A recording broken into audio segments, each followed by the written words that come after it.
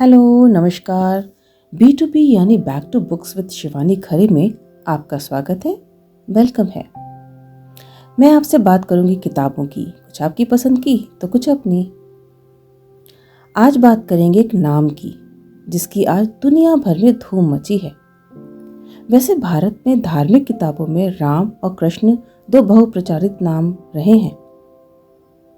आज राम पर बात करेंगे। यह शब्द राम का अर्थ संस्कृत में है मनभावन, सर्वोच्च। राम एक मस्कुलिन नाम है जो संस्कृत और हिब्रू मूल का है। राम का अर्थ है सुखदायक और सर्वोच्च। हिंदू पौराणिक कथाओं में राम एक भगवान हैं जो विष्णु के 7वें अवतार थे।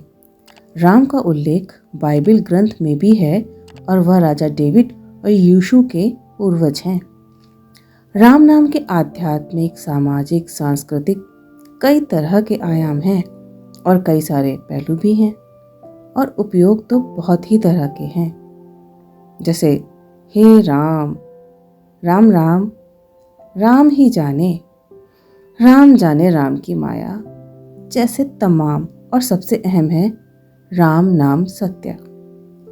इस वाक्यांश का जाप करके शोक मनाने वालों को याद दिलाया जाता है कि जीवन अस्थायी है और मृत्यु जीवन चक्र का एक स्वाभाविक हिस्सा है। दूसरे राम नाम सत्य है का जप भगवान राम को श्रद्धांजलि देने का एक तरीका है, जिन्हें आराम और सांत्वना का अंतिम स्रोत माना जाता है। राम से जुड़ी हजारों हजार किताबें अब तक छापी जा चुकी हैं और दुनिया में सबसे ज्यादा जो किताब बिकी है वह भी एक धार्मिक किताब ही है, बाइबल। आपको बताऊं कि जब इन धार्मिक किताबों को छापा जाता है तब भी आस्था से ही इस काम को निभाया जाता है। भारत में इनके सबसे बड़े प्रकाशक कहे जाते हैं गीता प्रेस गोरखपुर, जहां बकायदा नंगे पांव ही किताब बनाने का सारा काम किया जाता है। आज जिस पहली किताब की हम बात करने जा रहे हैं वो है फिल्म अभिनेता आशुतोष राणा जी की लिखी राम राज्य की। यह 320 पृष्ठों की एक किताब है जो कि जिसका मूल्य है 500 रुपये।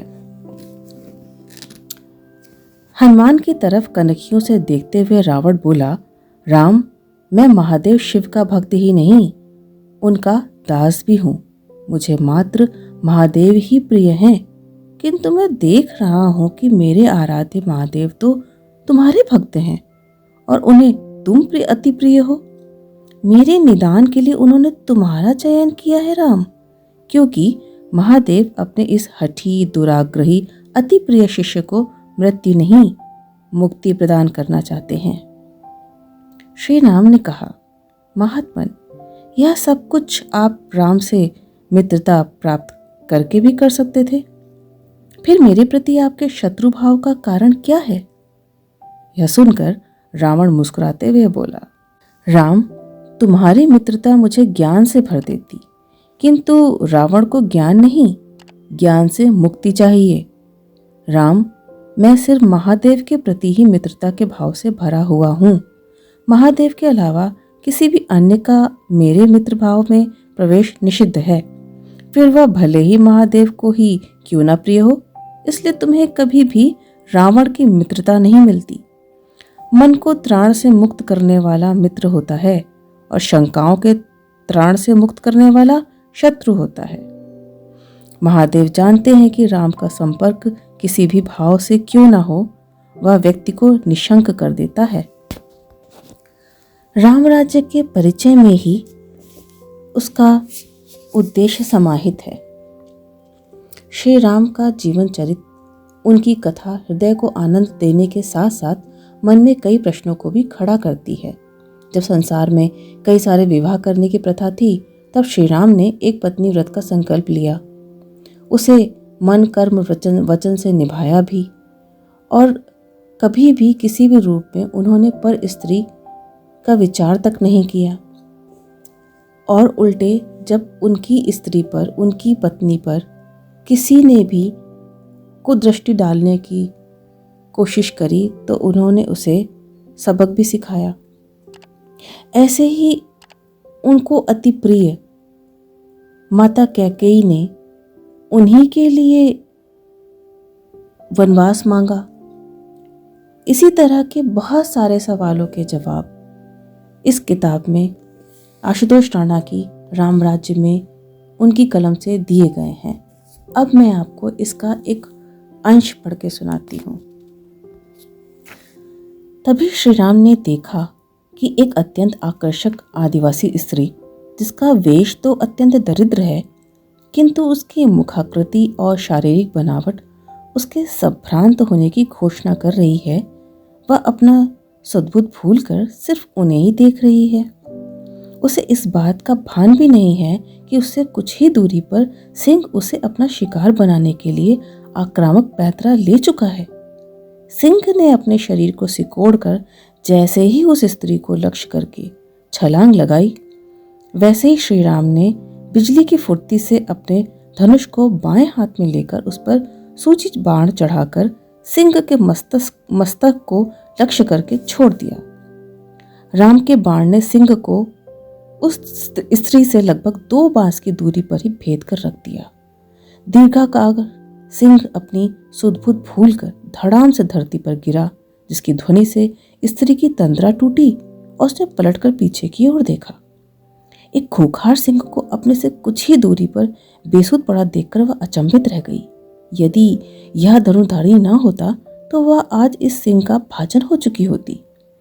उसने कृतज्ञता ज्ञापित करने के लिए राम की ओर देखा, लेकिन तब तक राम निश्चिंत मन से पंचवटी की दिशा में बढ़ चुके थे। स्त्री उन्हें पीछे से देख रही थी।